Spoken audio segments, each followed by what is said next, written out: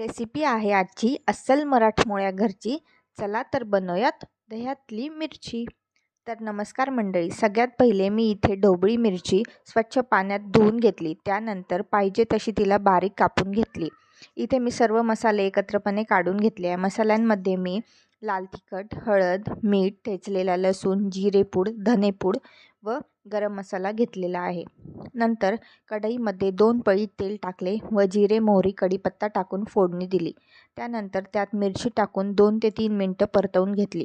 नंतर त्यात चवीनुसार मीठ, ठेचलेला लसूण व सर्व मसाले टाकून मिक्स केलं व मसाले जळू नये म्हणून त्यात थोडंसं पाणी टाकलं व झाकण ठेवून 5 मिनटं वाफवून घेतलं. नंतर त्यात थोडं करून दही ॲड केलं व परत झाकण ठेवून 5 मिनटं शिजवलं. तर मंडळी, तयार आहे आपली भन्नाट अशी दह्यामधली मिरची.